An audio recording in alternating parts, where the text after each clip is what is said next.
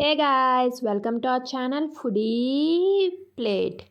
ఈరోజు రెసిపీ వచ్చేసి దోసకాయ మిల్ మేకర్ కర్రీ అండి.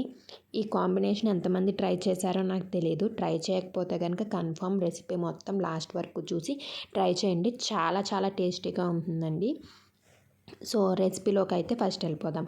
ఫస్ట్ అయితే సోయా చిప్స్ కింద ఉంటాయండి. ఇవి మనకి సూపర్ మార్కెట్స్లో అవి దొరుకుతాయి. సో ఇవి తీసుకోవాలండి. నేనైతే 1 కప్ ఫుల్ ఆఫ్ చిప్స్ తీసుకున్నానండి. ఇలా చిన్న చిన్నగా, చాలా చిన్న చిన్నగా ఉంటాయండి.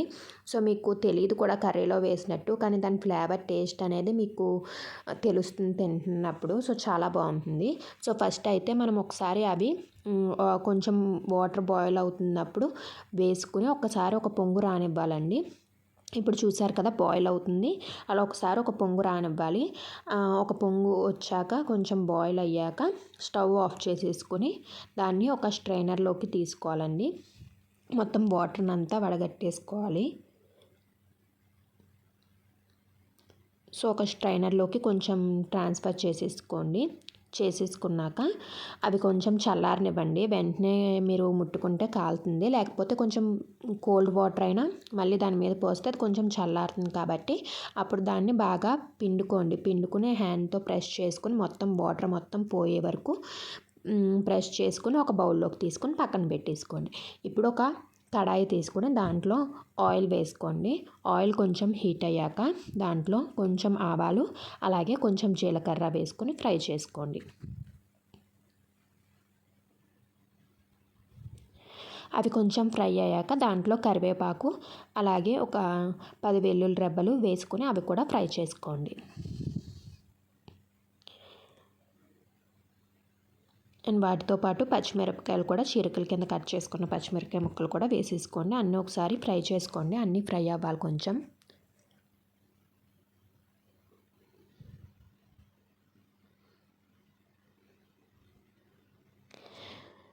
సోయా ఇష్టం లేదు, ఆ దోసకాయ ఇష్టం లేదు అన్న వాళ్ళకి కూడా ఇది ఒకసారి పెట్టండి, నచ్చుతుంది.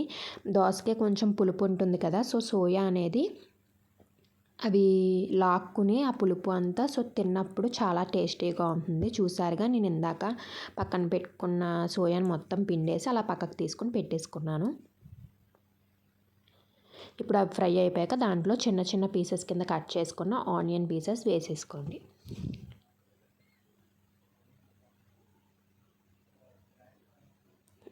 వేసుకున్నాక ఒకసారి బాగా మిక్స్ చేసుకుని కొంచెం సేపు మగ్గనివ్వండి.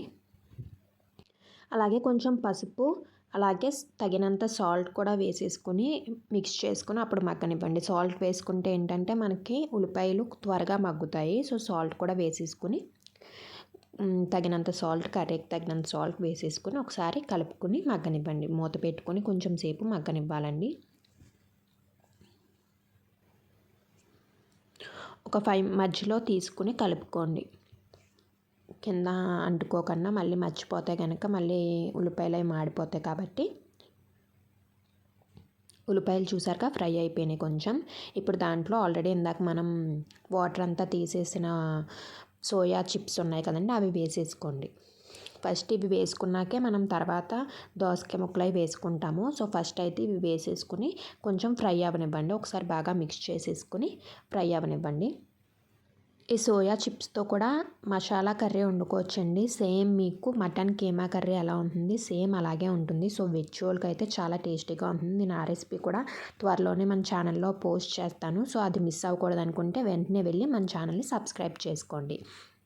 అలాగే పక్కనున్న బెల్ ఐకాన్ కూడా క్లిక్ చేయండి. అప్పుడు నేను వీడియో పెట్టగానే మీకు నోటిఫికేషన్ వస్తుంది కాబట్టి మిస్ అవ్వకుండా చూసేయచ్చు.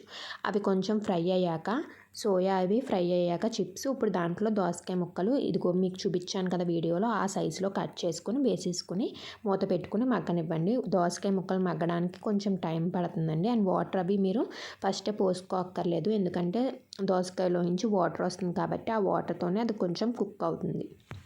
మధ్యలో ఒకసారి తీసుకుని కలుపుకొని మళ్ళీ మూత పెట్టుకుని మగ్గనివ్వండి. ఇంకా మనమైతే కర్రీలోకి చిల్లీ పౌడర్ అయితే వాడమండి. సో మీరు చిల్లీసే మీకు స్పైస్ లెవెల్స్ బట్టి కొంచెం ఎక్కువ లేకపోతే తక్కువ వేసుకోండి.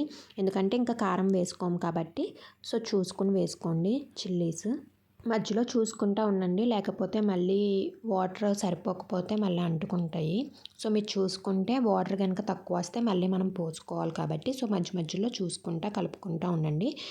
కొంచెం కుక్ అయినవి ఇంకా కుక్ అవ్వాలి కాబట్టి వాటర్ సరిపోలేదు కాబట్టి నేనైతే ఒక చిన్న గ్లాసుడు వాటర్ పోసుకున్నానండి. పోసుకుని మళ్ళీ మిక్స్ చేసుకుని మళ్ళీ మూత పెట్టి కొంచెం సేపు మగ్గనివ్వండి. మొత్తం మనకి ఆ దోసకాయ పీసెస్ అనేవి బాగా కుక్ అయ్యి అండ్ కర్రీ కూడా మనకి దగ్గరికి వచ్చేస్తుంది. సో ఆ టైం వరకు మనం కుక్ చేసుకోవాలి. అండ్ దీంట్లో అయితే మేమైతే పాలు పోసుకుంటామండి.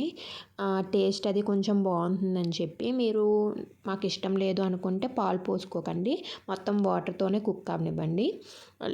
లేదు ఇష్టమే అనుకుంటే ఆ మిల్క్ కూడా పోసుకొని ట్రై చేయండి.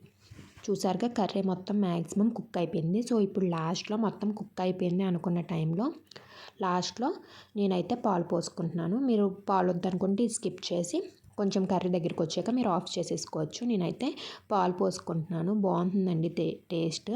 అండ్ పాలు పోసుకున్నాక మీరైతే ఇంకా మూత పెట్టకండి, మూత పెట్టకుండానే కుక్ అవ్వనివ్వండి. మూత పెడితే ఏంటంటే పాలు మళ్ళీ ఇరిగిపోయినట్టు అలా ఉంటుంది. సో మూత పెట్టకుండానే మొత్తం కుక్ చేసుకోండి. మొత్తం కర్రీ అంతా దగ్గరికి వచ్చేస్తుంది, పాలు అనేవి లేకుండా మొత్తం కర్రీ కుక్ అయిపోయి దగ్గరికి వచ్చేస్తుంది. అప్పుడు దాకా మీరు ఒకసారి కుక్ చేసుకోండి. చూసారుగా మొత్తం కుక్ అయిపోయింది. ఆయిల్ మనకు అలా పైకి తేలుతుందంటే కుక్ అయిపోయినట్టండి. సో ఇప్పుడు స్టవ్ ఆఫ్ చేసేసుకొని సర్వ్ చేసేసుకోవడమే. లాస్ట్లో మీకు కావాలి అనుకుంటే కొత్తిమీర కూడా యాడ్ చేసుకోవచ్చు. మేమైతే ఇప్పుడు ఇంట్లో లేదని యాడ్ చేయలేదు. సో అంతేనండి, చాలా టేస్టీ అయిన దోసకాయ అండ్ మిల్ మేకర్ కర్రీ అయితే రెడీ అయిపోయిందండి. ఇది రైస్లోకి బాగుంటుంది, అలాగే పుల్కా చపాతీలోకి కూడా చాలా టేస్టీగా ఉంటుంది. సో ఒకసారి ట్రై చేయండి. ట్రై చేశాక ఎలా వచ్చిందో కింద కామెంట్ సెక్షన్లో అయితే చెప్పడం మర్చిపోకండి. ఈ వీడియో కనుక మీకు నచ్చినట్లయితే లైక్ చేయండి, అలాగే మీ ఫ్రెండ్స్ అండ్ ఫ్యామిలీతో షేర్ చేసుకోండి. Thank you for watching. See you in the next video with a new recipe.